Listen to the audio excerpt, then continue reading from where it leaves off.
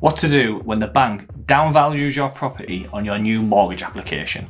We're talking about Willis. So what does downvaluing mean? If you apply for a mortgage, two things have got to happen. Number one, the lender needs to check you out. That's you personally, your affordability, your credit filing, how much you can afford based on your pay, and so on and so forth. The second thing they've got to do is check out the property that you're purchasing. Because if the property you're purchasing is not worth what their seller is saying it is, then we're going to have some issues. So let me give you an example. You go to purchase a property at £100,000. You're the buyer, you've agreed on a price, the seller is happy with that agreement, we're all good to go. Now, you apply for the mortgage, the lender, they check you out, everything's okay. The lender then goes for a valuation and they come back and say to you, it's not really worth 100,000. In fact, it's worth about 80 grand.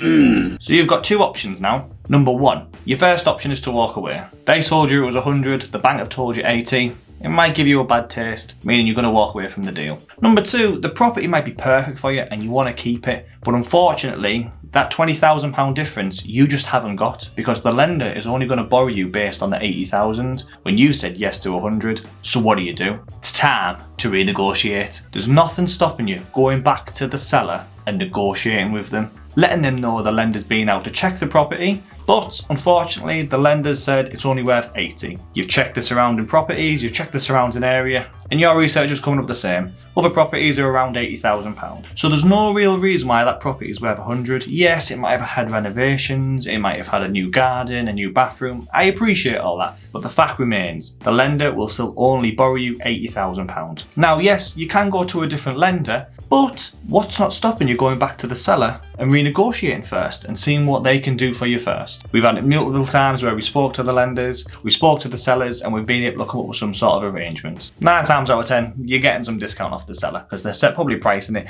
a little bit too high than what it should be. We all play the game, we all know how that works. That's fair enough. But you as the buyer have that right to go back to the seller with your new valuation from the lender and say to them, listen Jimbo, it's 20 grand less than what you said, let's renegotiate. And 20 grand might seem a lot, I appreciate it is. Sometimes it's 50, sometimes it's 100 grand difference. But it's better to ask the question and get told no than to assume the answer is going to be no, because they might say yes to that question and you're 20 grand better off and you've still got the property that you want to buy.